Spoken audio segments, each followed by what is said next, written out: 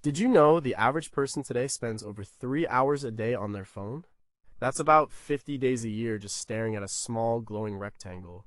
Now imagine a time when that rectangle didn't exist. Imagine a world without electricity, without the internet, without a single screen to distract you. When the sun went down, the world went dark. When the work was done, the day was yours. What filled that time? What filled the silence? We think of the Middle Ages as a dark, brutal, and boring time, but people are still people. They needed to laugh. They needed to play. They needed to connect. How did they do it? Forget swiping and scrolling. Their entertainment was real. It was tangible. You could touch it, hear it, and feel it in a room full of people. They didn't just consume entertainment. They were often part of it. So what happens when you take away the screen? What's left? Number 19, what if your story was your only Netflix? Imagine a world without books for most people. No TV, no internet. What did you do after a long day? You listened. Storytelling wasn't just something people did. It was a cornerstone of society. In a cold, dark hall, with a fire crackling in the hearth, a storyteller was the most important person in the room. They were the keeper of history, the source of news, and the provider of escapism. A good story could make you forget you were hungry. It could make a long winter night feel shorter. And this wasn't just about fairy tales for children. These were epic sagas. Think of Beowulf. We read it today as a dense, difficult poem, but it wasn't meant to be read silently from a page. It was meant to be performed. A skilled Anglo-Saxon poet, known as a scop, would chant the story, often accompanied by a harp. They would use alliteration and rhythm, not just for artistic flair, but as a memory aid. They had to hold thousands of lines in their head. The performance in the Great Mead Hall, as described in the poem itself, was the main event. It was how a lord like Hrothgar entertained his warriors. The discovery of the Sutton Hoo ship burial in 1939, with its lavish treasures including a magnificent harp, gave us a real-world glimpse into the kind of society that listened to tales like Beowulf. These weren't just stories, they were cultural events that bound a community together. Later in the Middle Ages, you had professional storytellers called minstrels or troubadours. They traveled from town to town, castle to castle, carrying stories and songs. They were the living internet of their day. They'd perform long narrative poems known as romances full of knights, dragons, and damsels in distress. The tales of King Arthur and the Knights of the Round Table, popularized by writers like Chrétien de Troyes in 12th century France, were spread this way. People would gather in the town square or a lord's hall to hear the latest installment, much like we wait for the next episode of a TV series. Even for ordinary people, storytelling was vital. Think of Geoffrey Chaucer's The Canterbury Tales, written in the late 14th century. The entire premise is a group of pilgrims on their way to Canterbury, entertaining each other by telling stories. It gives us a brilliant cross-section of medieval society, from the noble knight to the bawdy miller. Each tale reflects the personality and social class of its teller. This wasn't just Chaucer's literary invention, it reflected a real-life practice. On a long journey or during a break from work, telling stories was how you passed the time and connected with the people around you. You didn't just consume the story, you were a potential creator of the next one. Your own life, your gossip, your experiences could become part of the shared narrative. It was interactive and communal. There was no passive consumption. We looked for the next big series to binge watch, often alone. They gathered together in the cold and the dark and built worlds with words. The experience was shared. The emotions in the room, the gasps at a monster's appearance, the laughter at a clever joke one, were real and collective. It was a fundamentally human way to connect, using the oldest technology we have, the human voice. But how much of what we know is just a fraction of what existed? How many epic poems as grand as Beowulf were never written down and are lost to time forever? Did the greatest stories of the age simply vanish on the breath of the last person who told them? And what crucial parts of the performance, the gestures, and the music are we missing when we just read the flat words on a page? Number 18, how do you gamble when all you have is bones? We think of gambling as a modern vice, with its glowing casinos and online betting apps. But the urge to test fate and risk it all is ancient. In the Middle Ages, without fancy equipment, people gambled with whatever was at hand. And often, that meant dice. But these weren't the perfect plastic cubes we know today. Medieval dice were often made from bone, horn, or ivory. They were lopsided and imperfect. This wasn't a bug, it was a feature. Each die had its own personality, its own lucky way of falling. A smart gambler knew their dice. The most popular dice game across all levels of society was called Hazard. Its origins are murky, with some claiming it was invented by knights during the Crusades around 1125, but its rules were complex and its potential for ruin was massive. It was a game of pure chance and bold betting. You can see its legacy today. The modern casino game of craps is a direct descendant of medieval Hazard. It was so widespread and so destructive that kings and the church constantly tried to ban it. King Richard I of England, on the Third Crusade, issued an edict forbidding anyone below the rank of knight from playing for money. The stakes were just too high. Knights and nobles could lose fortunes, estates, and even their armor on a few bad rolls. But it wasn't just for the rich. Soldiers in their barracks, peasants in the tavern, and merchants on the road all played. You didn't need a fancy board, just a flat surface and a set of dice. The church condemned it not just because of the financial ruin it caused, but because it was seen as an attempt to divine the future, a power that belonged to God alone. It was also associated with blasphemy, as frustrated losers would often curse loudly. The Parson's Tale in Chaucer's Canterbury Tales specifically warns against the evils of hazard, calling it the mother of lies. Beyond dice, people bet on everything imaginable. They bet on animal fights like cockfighting or bear baiting. They bet on wrestling matches and archery contests. Any competition could be turned into an opportunity to gamble. In a world where life was often precarious and controlled by forces beyond your understanding, weather, disease, the whims of a lord gambling offered a strange kind of control. For a brief moment, you were pitting your luck against fate itself. It was a thrilling, dangerous, and deeply human way to feel alive. The archaeological record is filled with these simple gaming pieces. Dice have been found in Viking graves, Roman forts, and medieval castles. They are a constant reminder that for thousands of years, people have been willing to risk what they have for a chance to get more. We haven't changed much. The technology is different, but the thrill of the roll is exactly the same. They use knuckle bones, we use digital random number generators, but the hope and the desperation are timeless. So here are the questions that remain. How many unwritten rules and regional variations of these games are lost forever? Were there legendary gamblers known across entire kingdoms whose names we'll never know? And given the imperfect nature of their dice, was there a whole secret world of cheating and sleight of hand that was considered part of the game itself? Number 17, could you dance all night without a DJ? Forget nightclubs and curated playlists. In the Middle Ages, music and dance were things you made, not things you consumed. If you wanted to dance, you needed live music, and if you couldn't afford a professional musician, you and your friends made the music yourselves. It was participatory, it was communal, and it was essential to life. Dancing was one of the few forms of entertainment that crossed all social classes. Peasants danced in the village green on holidays. Nobles danced in the great hall of their castle during feasts. Types of dances were different, but the fundamental joy was the same. One of the most common forms of dance was the carol.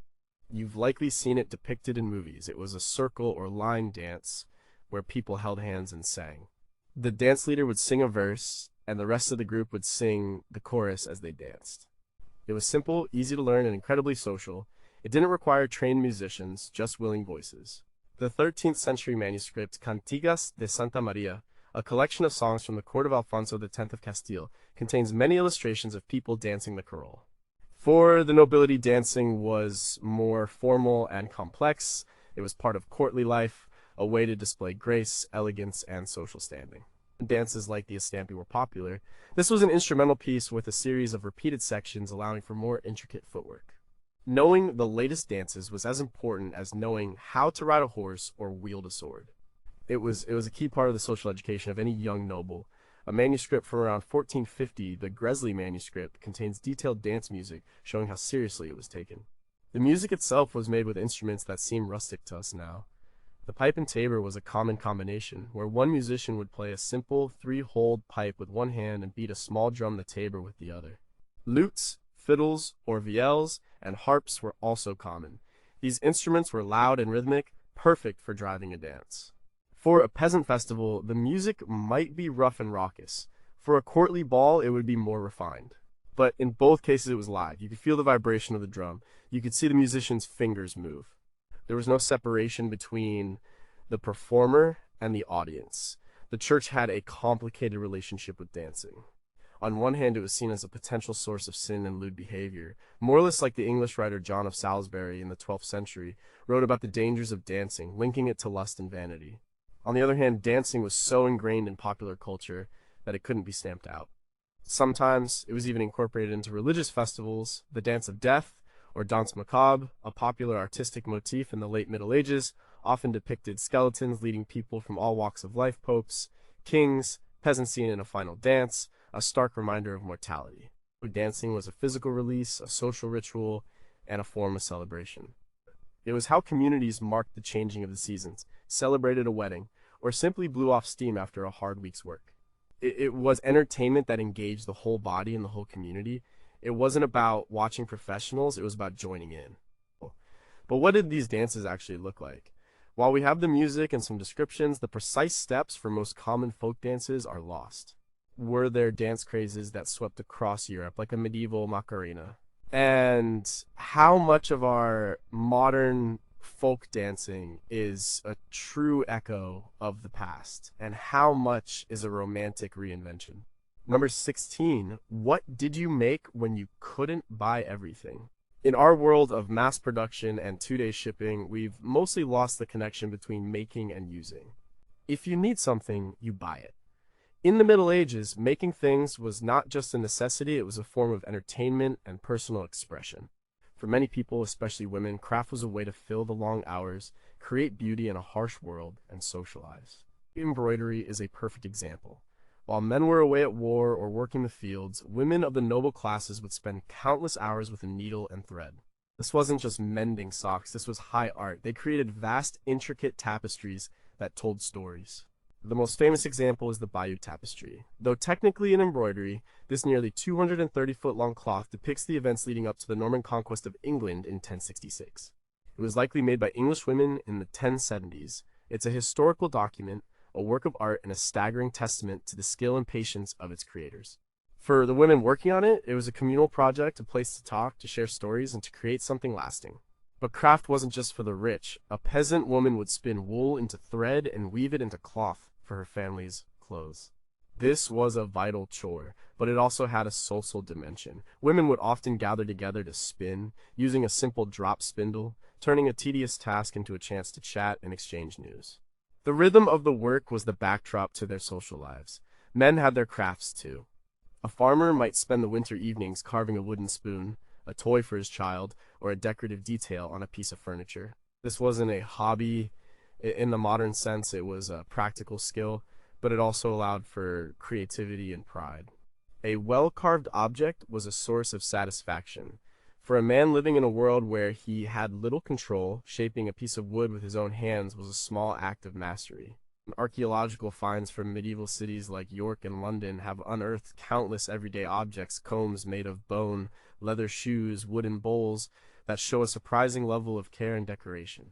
These weren't just functional. Their makers wanted them to be pleasing to look at. Another craft that doubled as a vital activity was brewing. In a time when water was often unsafe to drink, ale or beer was the staple beverage for everyone, including children. Most households, particularly in rural areas, brewed their own. The woman of the house, the alewife, was in charge of the process. It was a complex and time-consuming task, but a successful brew was a source of pride and a cornerstone of hospitality.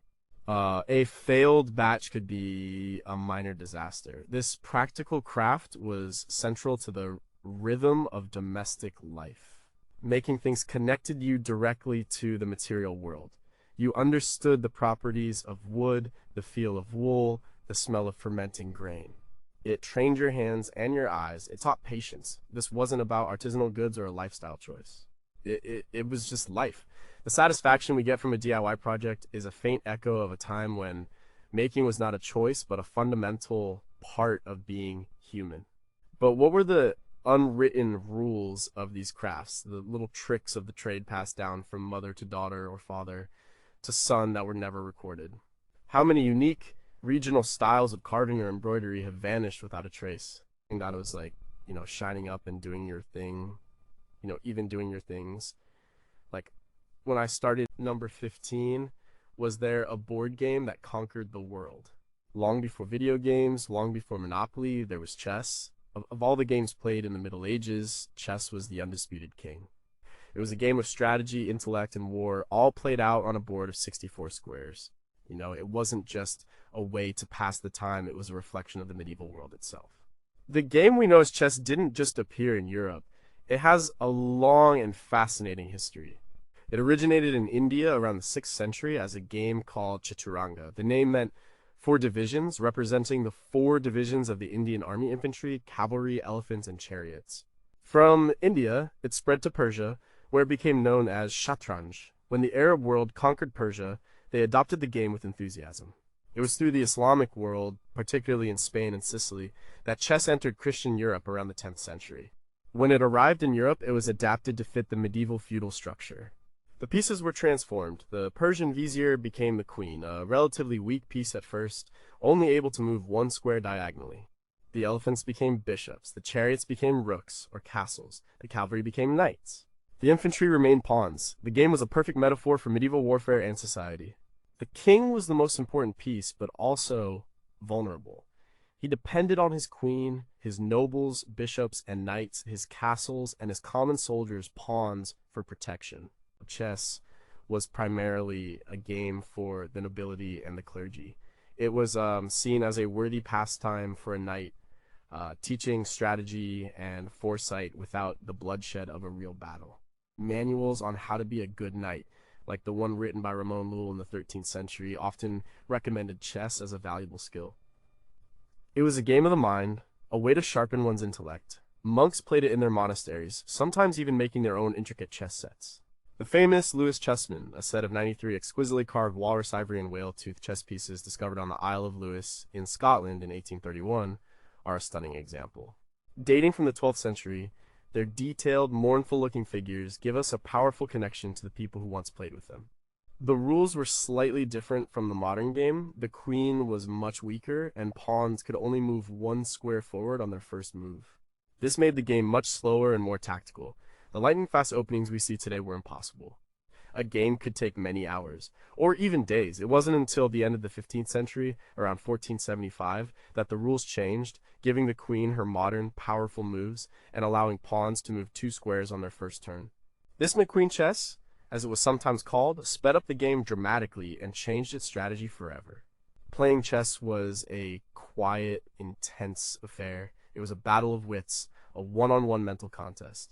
In a world that was often loud, chaotic, and violent, the focused silence of a chess game was a unique form of entertainment. It offered a world you could control, where success depended on your own intelligence, not on birth or brute force. But how did the common person who couldn't play chess view this elite game? Is it seen as a symbol of aristocratic power and leisure? How did the rules of the game first spread across Europe without printing presses or the internet? And were there legendary, unofficial grandmasters of the slow medieval game whose names are now completely forgotten? Number 14, how did you exercise when there were no gyms? In the Middle Ages, physical activity wasn't about working out. It was woven into the fabric of daily life. For a peasant, life itself was a workout. Plowing a field, scything hay, or carrying water was back-breaking labor. But for the nobility, physical prowess was not just a side effect of work, it was a cultivated skill essential for their role in society as warriors. Their entertainment often looked a lot like military training. The ultimate medieval sport was the tournament. In the early Middle Ages, this was not the stylized jousting we see in movies. It was a massive, chaotic mock battle called a melee. Two teams of knights would fight across a wide area of countryside, sometimes for a whole day. The goal was to capture opponents and hold them for ransom. It was incredibly dangerous. Knights were regularly injured or killed. The church condemned it for its violence and vanity. But it was also wildly popular. It was a chance for a knight to win fame, fortune, and the admiration of ladies.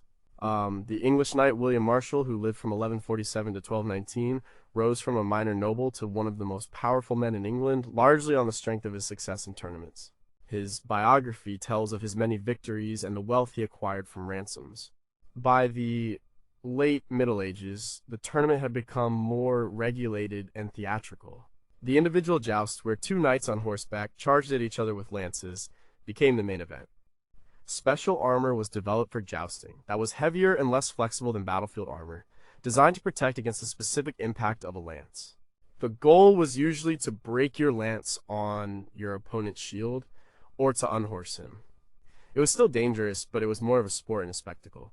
It was the medieval equivalent of Formula One racing, a display of skill, courage, and very expensive equipment. But what about less deadly sports? Archery was hugely important, especially in England. After the English longbowmen proved so devastatingly effective against French knights at battles like Crécy 1346 and Agincourt 1415, the English crown made archery practice compulsory for all able-bodied men.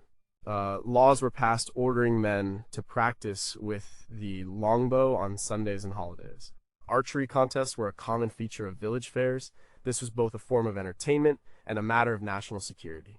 And wrestling was another sport, popular with all classes. It was a simple, raw test of strength and skill. Monks wrestled, peasants wrestled, knights wrestled as part of their training. The illustrations in medieval manuscripts show men grappling in a variety of holds. It was a way to settle disputes, show off, and have fun. Other rough-and-tumble sports included a very violent early form of football, sometimes called mob football. Entire villages would compete against each other, trying to move an inflated pig's bladder to a goal. The rules were few, and injuries were common. It was more like a controlled riot than a modern sport. These activities were not about health and wellness. They were about practical skills, social status, and raw physical competition. They were entertainment that tested the limits of the body and built the strength needed to survive in a violent world. But how did they treat sports injuries without modern medicine? Was there a folk sports medicine of herbal remedies and bone setting? How were the rules of a game like mob football communicated and enforced when hundreds of people were playing at once?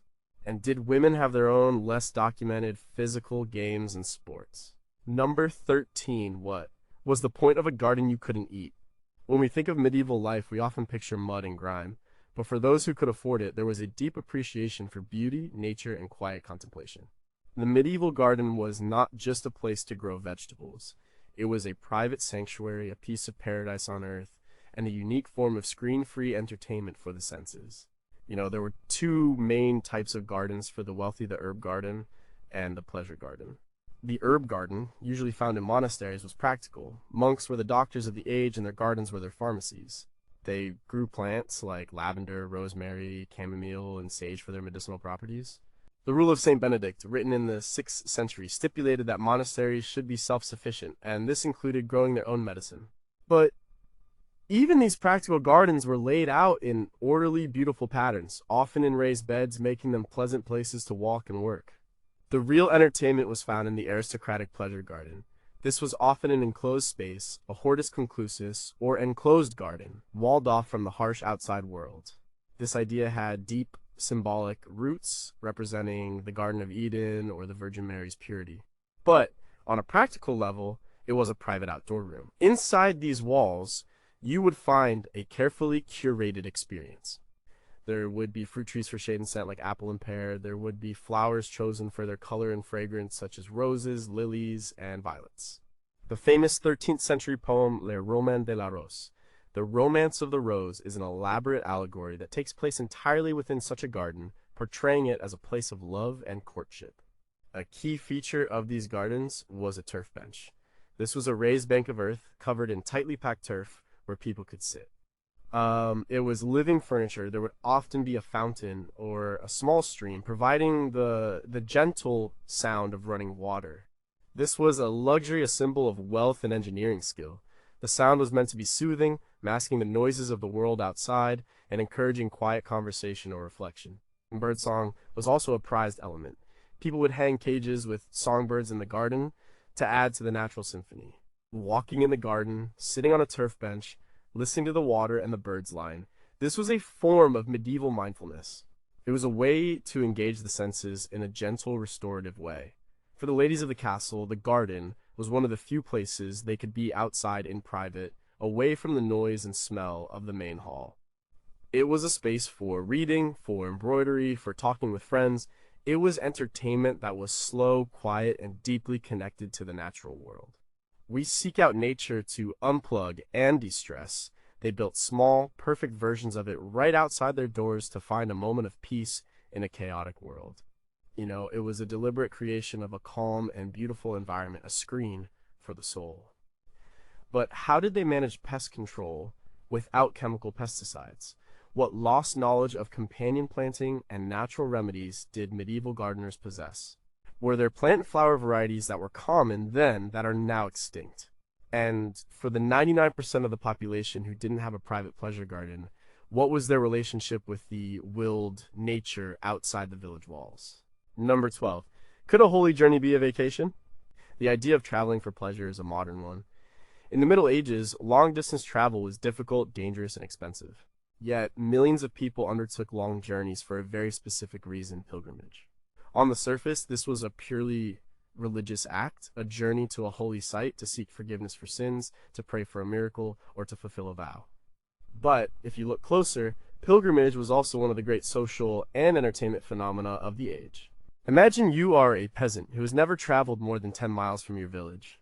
Your life is a cycle of repetitive, hard labor. A pilgrimage was a chance to break free from that routine. It was an adventure. You would walk for weeks or months, seeing new landscapes, new towns, and new people. The journey itself was as important as the destination. Pilgrims often traveled in groups for safety, and this created a temporary, mobile community. You would walk with people from different social classes and different regions. You would share stories, songs, and food. This is the exact setting of Chaucer's The Canterbury Tales. A diverse group of people meet at an inn in London, all heading to the shrine of St. Thomas Becket in Canterbury. To pass the time on the road, they agree to a storytelling contest. This gives us a picture of pilgrimage not as a solemn, silent procession, but as a lively, social event. It was a break from the rigid social structures of home. On the road, a clever miller might get the better of a pompous reeve. It was a space of temporary freedom. The destinations themselves were awe-inspiring. Shrines like Santiago de Compostela in Spain, Rome, or Canterbury were the tourist hotspots of their day. The cathedrals that housed the holy relics were masterpieces of architecture designed to overwhelm the senses with their height, their light, and their beauty.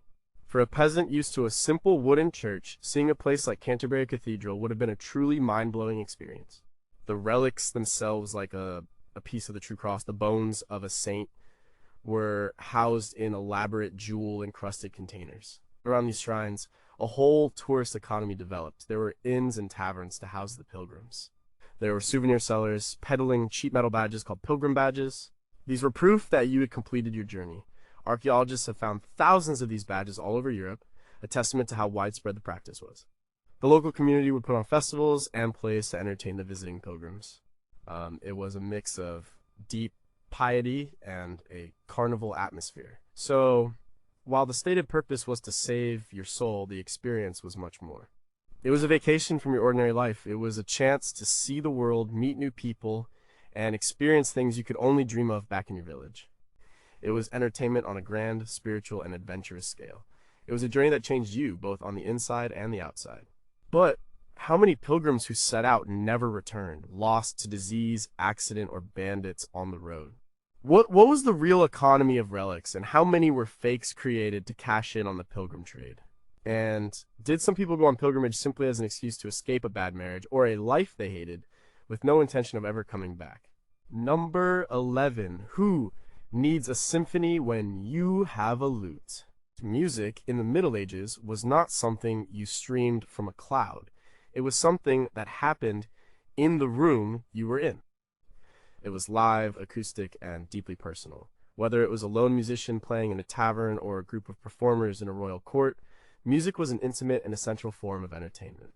The lute was one of the most popular instruments of the later Middle Ages, a pear-shaped stringed instrument. It was a descendant of the Arabic oud introduced to Europe through Spain.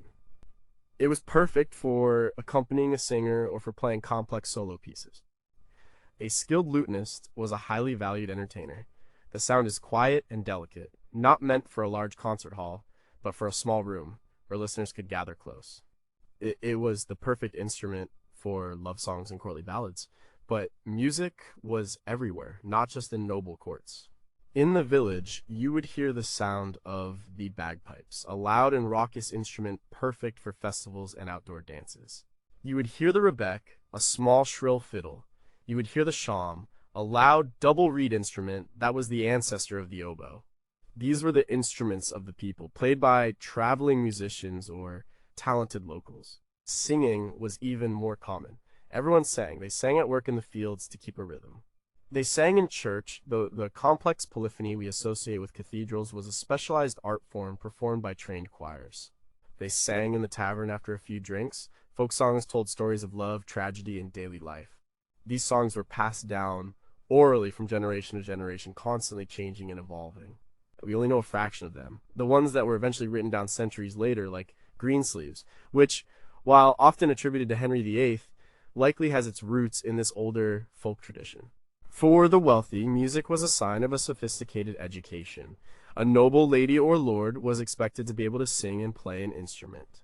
Music was a key part of courtly entertainment. A great lord would employ his own musicians as part of his household. The 14th century French composer and poet Guillaume de Machaut worked for John, King of Bohemia, and created some of the most complex and beautiful music of the era. This was art music, created for a discerning audience. Listening to music was an active, focused experience. There were no distractions. You sat and you listened. You watched the musician's hands. You felt the rhythm. It was a shared experience that created a specific mood in the room. A sad song could bring a room to tears. A lively dance tune could get everyone's feet tapping. The musician was a kind of magician conjuring emotions out of thin air with strings and breath. We have access to all the music in the world, but we often hear it as background noise. For them, it was always in the foreground. But what did the music of the common folk actually sound like? The harmonies, the rhythms, the styles of singing are almost entirely lost to us as they were never written down. How did musicians learn their craft without formal schools, passing on complex techniques purely by watching and listening? And were there musical rivalries like medieval rap battles between competing minstrels in a town square? Number 10, was hunting really a sport? For a modern person, hunting is a controversial hobby. For a medieval peasant, it was a crime. But for a medieval nobleman, it was the ultimate passion, a complex ritual that was part sport, part military training, and part social spectacle. The forests of medieval Europe were not public parks. They were the private property of the king or the local lord. The animals within them, particularly deer and wild boar, were protected by harsh laws. A peasant caught poaching a deer from the lord's forest could be blinded, mutilated, or even executed. This is the background to the legends of Robin Hood, who famously hunted the king's deer in Sherwood Forest. He was a hero to the common people because he was breaking an unjust law. For the nobility, the hunt or the chase was a highly organized affair. It was far more than just going out and shooting an animal. It was a demonstration of power and skill. The most prized prey was the hart, a mature male red deer. The hunt followed a strict set of procedures. Specialized huntsmen would track the animal first, identifying the best one to pursue. Then the hunting party would set out, often with dozens of attendants, and a pack of carefully bred hounds. The chase could last for hours, covering many miles of difficult terrain. It was a supreme test of horsemanship and endurance. The hunt was also a social event. It was a way for a lord to entertain his guests. Ladies would often follow the hunt, watching from a safe distance. At the end of the day, there would be a great feast, where the captured animal would be the centerpiece of the meal. There was a whole vocabulary and etiquette associated with hunting. A complex series of horn calls were used to communicate across the forest. The process of butchering the animal, called the curie, was a formal ceremony, with specific parts of the animal rewarded to the hounds. The books were written on the subject, like the famous Livre de Chasse, Book of the Hunt, written by Gaston III, Count of Foix, in the late 14th century. It is filled with detailed advice and beautiful illustrations. Hunting a wild boar was even more dangerous. A cornered boar was a ferocious opponent, capable of killing hounds and even goring a knight's horse. The final kill was often done on foot with a spear, a true test of courage. This was seen as excellent practice for warfare. It taught a knight how to handle a weapon, how to control a horse at speed, and how to face a dangerous enemy without fear. Hunting wasn't just about the thrill of the chase, it was about mastery over nature. It was a ritual that reinforced the social order. The lord controlled the land, he controlled the animals, and he demonstrated his martial prowess for all to see. It was entertainment that was deeply tied to the concepts of power, status, and survival. But what was the ecological impact of this intensive, aristocratic hunting on animal populations? How did the poachers, the common people who hunted illegally to survive, view the elaborate rituals of the noble hunt? And were there secret hunting grounds known only to local peasants that the lords never found? On number 9, could your mind be your playground? In a world with far fewer external distractions, the internal world of the mind was a more frequently explored territory. For the small, literate elite of the Middle Ages, reading was a profound and treasured form of entertainment. But it was a very different experience from the way we read today. First, books were incredibly rare and precious objects. Before the invention of the printing press in the mid-15th century, every book was a manuscript copied by hand. The paper we used didn't become common in Europe until later in the period. Most books were written on parchment or vellum, which is made from processed animal skin. A single large book, like a Bible, could require the skins of over 100 sheep or calves. The ink was made from things like ground oak galls and carbon. The process was slow, laborious, and extremely expensive. A single book could cost as much as a small house. Because of this, books were owned by institutions, monasteries, universities, the very wealthy. A monastery library might have a few hundred books, which was considered a vast collection. Books were often chained to the shelves to prevent theft. For most people, the idea of personally owning a book was unthinkable. The act of reading itself was also different. We mostly read silently in our heads. In the Middle Ages, the common practice was to read aloud, even when you were alone. The words were seen as things that had sound and power. Reading was a vocal, physical act. The Latin word for reading, legere, is also connected to the idea of speaking. This practice of reading aloud made it a more immersive sensory experience. It also meant that one person with a book could entertain a whole room full of people who couldn't read. In a castle, a lady might read a romance aloud to her companions. In a monastery, a monk would read from the lives of the saints during meals. And what were they reading? The Bible was, of course, the most common book. But there was also a surprising variety of other texts. There were the lives of saints, which were full of dramatic stories of miracles and martyrdom. There were historical chronicles, there were books on science and medicine, often based on ancient Greek and Roman texts preserved by Arab scholars. And there was popular literature like the romances of King Arthur or the epic poem, The Song of Roland. These were the bestsellers of their day, copied and recopied for a hungry audience. For those who could read, a book was a portal to other worlds and other minds. It was a way to learn, to dream, and to escape the confines of their own lives. It was an intense and focused form of entertainment requiring silence and concentration. In a world of noise and community, the quiet solitude of reading was a rare and valuable pleasure. But what was the internal voice like for people who always read aloud? Did they even have one in the same way we do? How did the high cost and rarity of books shape which ideas survived and which were lost? And what popular trashy literature existed that was read to pieces and never considered important enough to be preserved in a monastery library? At number 8, how did you make a joke when the king could cut off your head? Laughter is a universal human need, but in the rigid hierarchical world of the Middle Ages, how did you make people laugh, especially the rich and powerful? You needed a specialist, you needed a jester or a court fool. The court jester is a familiar figure, often depicted in a brightly colored, mismatched costume with a floppy hat and bells. But they were much more than just clowns. A good jester was an intelligent, witty, and often highly skilled performer. They had to be able to sing, tell stories, juggle, perform acrobatics, and most importantly, make clever jokes. The jester occupied a unique and precarious position in the court. They were officially a servant, a member of the Lord's household. But they were granted a special kind of freedom, often called the fool's privilege. This was the freedom to speak truth to power. The jester could say things to the king or queen that no one else would dare to say.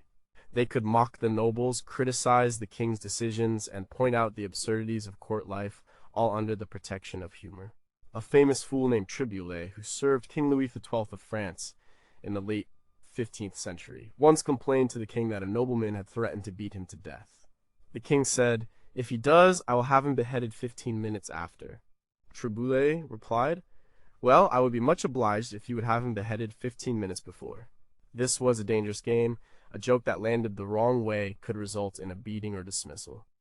The jester had to be a keen observer of human nature and a master of reading the room. They used puns, riddles, satire, and physical comedy to entertain the court during long feasts and evenings. They were a walking, talking form of social commentary. They reminded the powerful not to take themselves too seriously. In a world of rigid etiquette, the fool was the agent of chaos, the one person allowed to break the rules. But it wasn't just about telling jokes. Many jesters were also skilled musicians, poets, or acrobats. They were all-around entertainers. Some were natural fools, people with physical or mental disabilities who were kept for the amusement of the court, a practice that seems cruel to us today. But many others were licensed fools, sharp-witted professionals who chose the life of a jester as a career. Will Sommers, the jester of King Henry VIII, was known for his wit and was a trusted confidant of the king. He was one of the few people who could calm the king's infamous temper. The jester was the medieval equivalent of a stand-up comedian and a political satirist rolled into one. They provided laughter, which was a necessary release from the pressures of life. And they provided a sliver of free speech in a world where it barely existed. They were reminded that even the most powerful king is, in the end, just a man. But how was a professional jester trained? Was there an informal apprenticeship system? How many jesters misjudged their audience and paid a terrible price for a bad joke? And did they feel like they were truly free to speak their minds, or were they always walking a tightrope, terrified of falling? Number 7, could you be a star athlete without a team? Long before the Olympics were revived, people found ways to compete in individual tests of skill and strength. Falconry, or hawking, was one of the most prestigious and complex of these pursuits. It was known as the sport of kings, and was a passion for the nobility across Europe and the Middle East. This wasn't just about having a pet bird. Falconry was a deep art and a science. It involved a long and patient process of training a bird of prey, a falcon, a hawk, or an eagle to hunt in partnership with a human. The relationship between the falconer and the bird was one of mutual trust and respect, built over hundreds of hours. The bird was not a slave. It was a hunting partner that had to choose to return to the falconer after being released. The sport was a spectacle of natural athleticism. A peregrine falcon, the most prized bird, can dive at speeds of over 200 miles per hour. A falconer would release their bird to hunt other birds like herons or ducks. The skill of the falconer was in training the bird and in handling it correctly. The skill of the bird was in its incredible speed, agility, and eyesight. Watching a falcon hunt was like watching a top athlete perform. It was a display of raw, natural power guided by human intelligence. Falconry was steeped in status. The type of bird you could own was often determined by your rank. According to the Book of St. Albans, a book on hawking, hunting, and heraldry published in 1486, a king would fly a gyrfalcon, a knight would fly a peregrine, and a yeoman would fly a goshawk. A priest could only fly a lowly sparrowhawk. Your bird was a symbol of your place in the world. A well-trained falcon was an incredibly valuable gift, often exchanged between monarchs as a diplomatic gesture. The Holy Roman Emperor Frederick II, who ruled in the 13th century, was a fanatical falconer, and scientifically observant book on the subject called De Arte Venandi cum Avibus, on the art of hunting with birds, which is still considered a classic text. The equipment was specialized and often beautifully made. There were leather gloves to protect the hand, hoods to keep the bird calm, and just as leather straps to secure it. The sport required deep knowledge of bird behavior, ecology, and veterinary care. It was a hobby that demanded patience, dedication, and a close connection with the natural world. It was a quiet, focused form of entertainment, often enjoyed in small groups out in the open countryside. It was you, your horse, and your bird against the wild. In an age of brute force, falconry was a sport of finesse. It was about partnership, not domination. It was a way to connect with the wildest aspects of nature, and for a moment to borrow its grace and lethality. But what secret techniques and training methods passed down from master to apprentice have been lost over time? How did falconers treat their birds' illnesses and injuries with the limited medicine available. And in a world without binoculars, how did they manage to track these incredibly fast birds across vast landscapes? Number 6, what was the original fast food joint? After a long day of work or during a festival, where did you go to relax, socialize, and get a drink? You went to the tavern. The medieval tavern or alehouse was the center of social life for the common person. It was the living room, the newsroom, and the entertainment hub of the community, all rolled into one. Taverns were everywhere. In a city like London in the 14th century, it's estimated there was one alehouse for every 12 people. They were easy to spot. Since most people couldn't read, they didn't have written signs.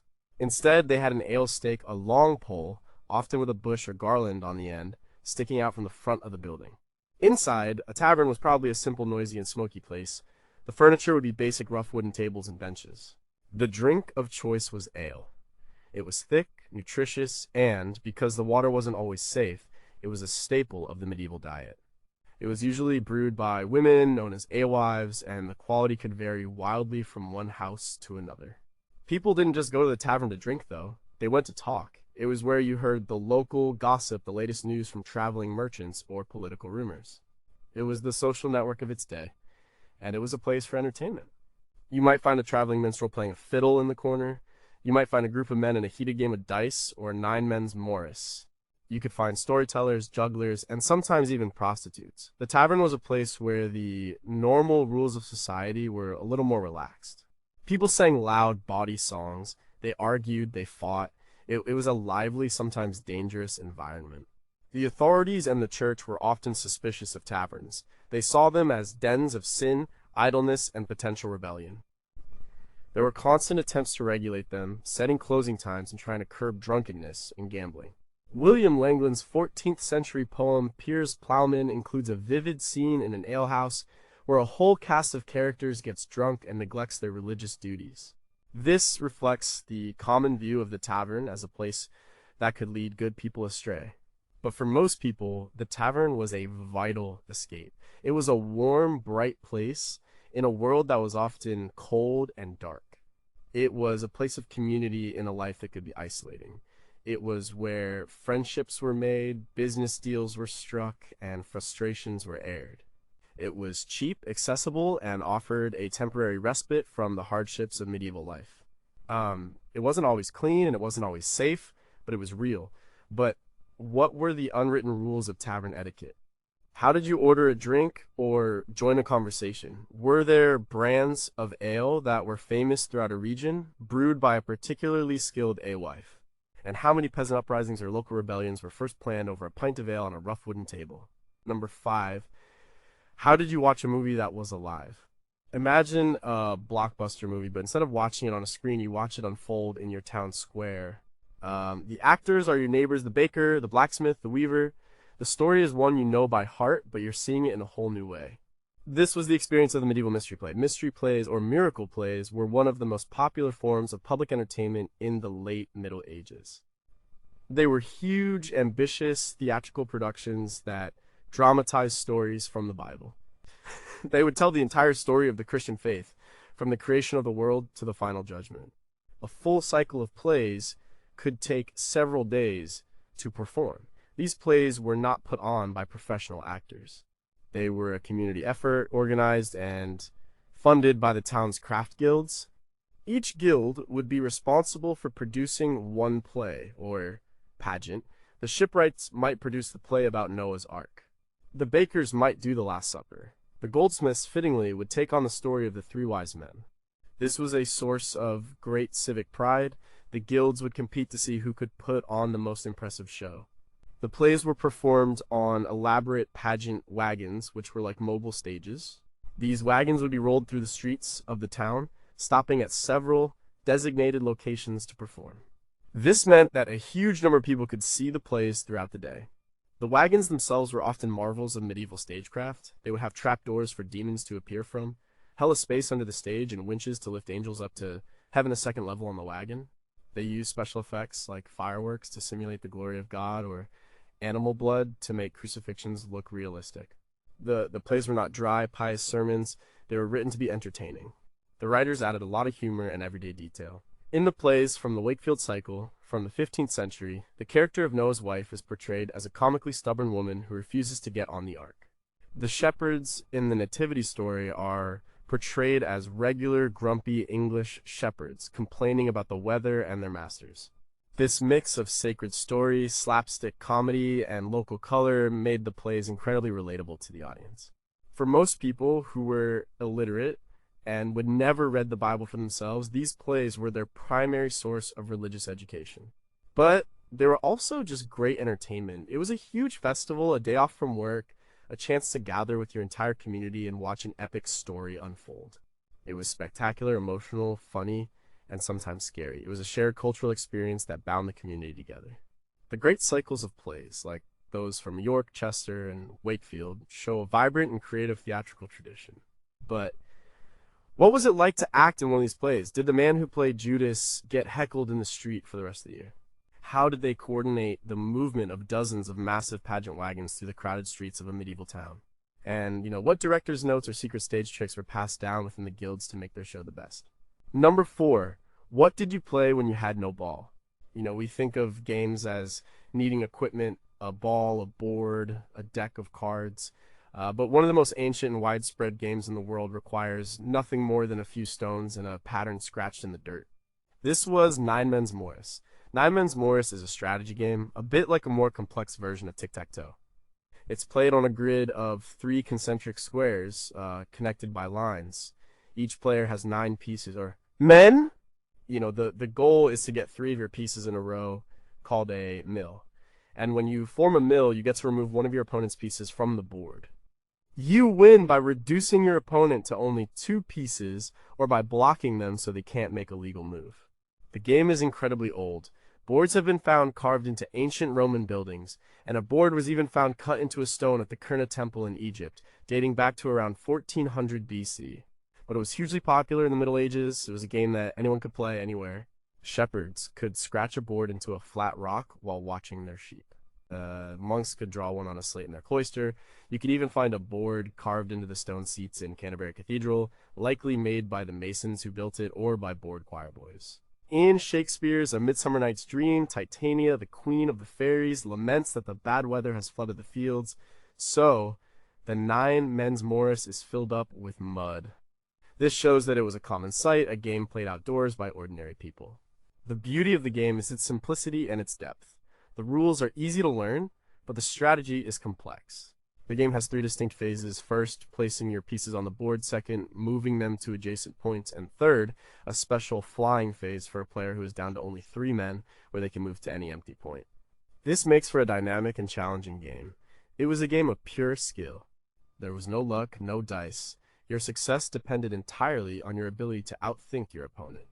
It was a quiet, focused battle of wits. 2 people could sit for a long time, engrossed in a game, using pebbles or twigs as their pieces.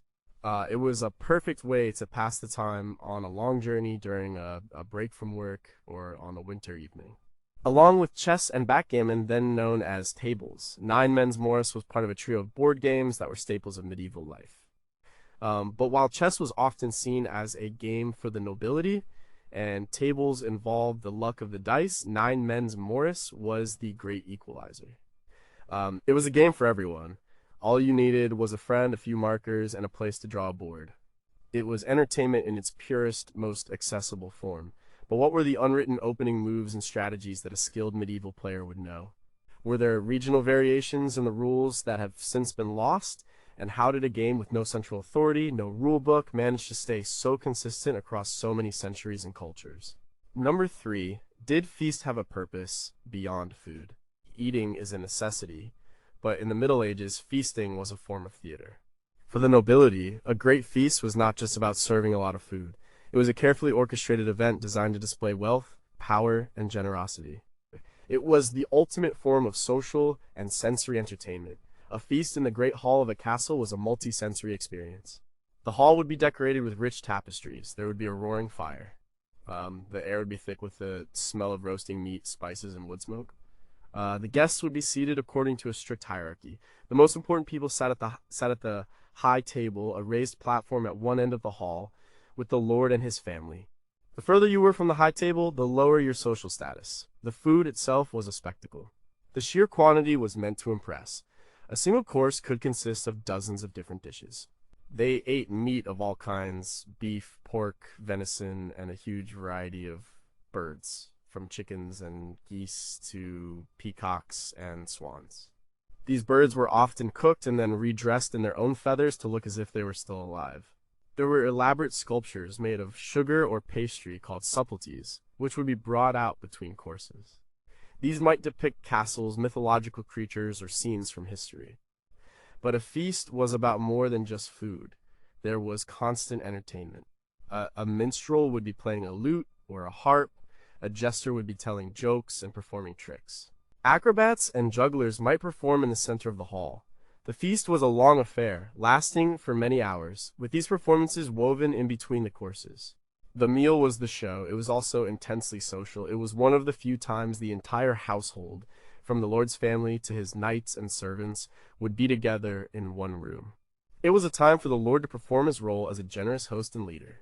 Giving out food was a way of reinforcing loyalty. It was also a time for political maneuvering.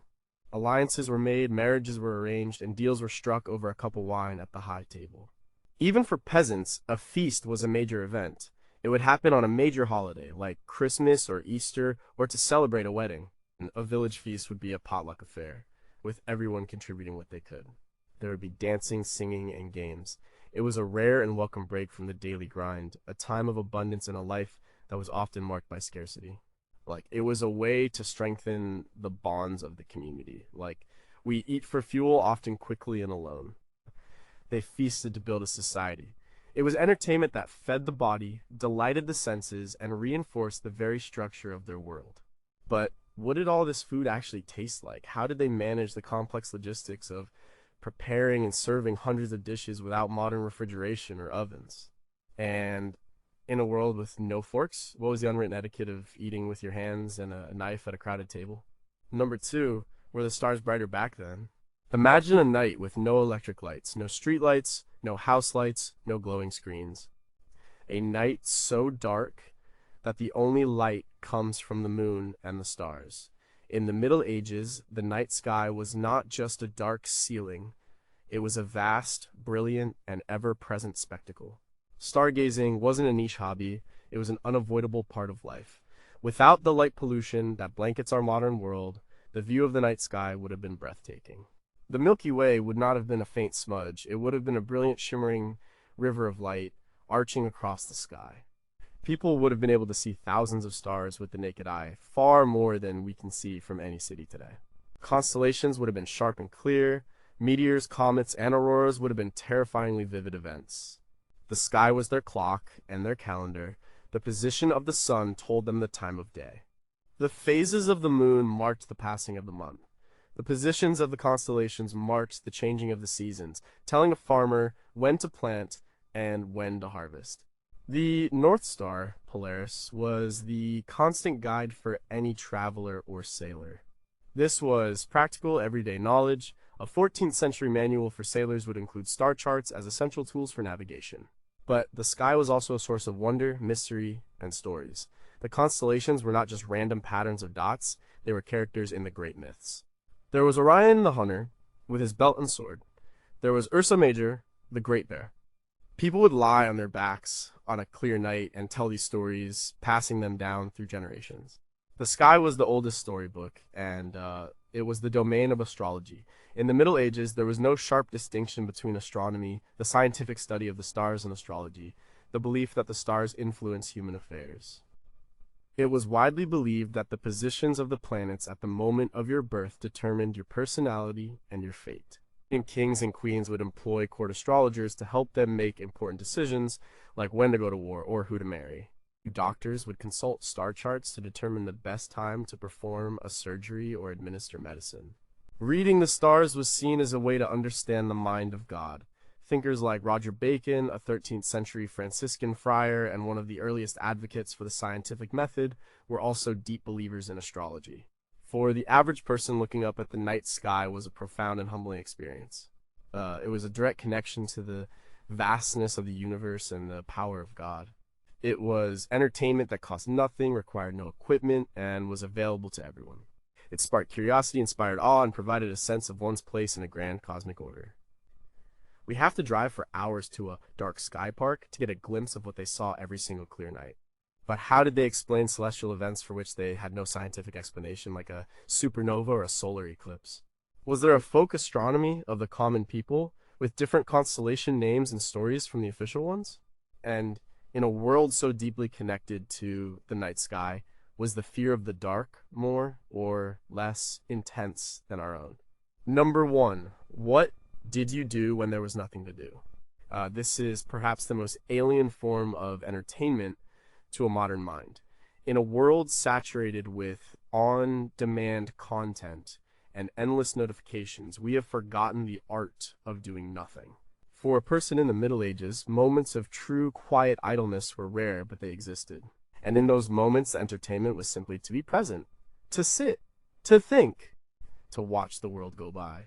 Imagine a farmer at the end of a long day of plowing.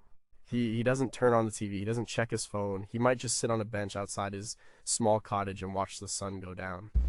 He would notice the color of the sky, he would hear the sounds of the village settling down for the night, a dog barking, a neighbor calling to their children. He would feel the evening chill. This wasn't boredom in our sense of the word. It was a state of being. This kind of quiet contemplation was also formalized in religious life. A central part of monasticism, as laid out in the Rule of St. Benedict, was prayer and contemplation. A monk would spend hours each day in silent thought meditating on scripture. This wasn't about being entertained, it was about training the mind to be still and to focus.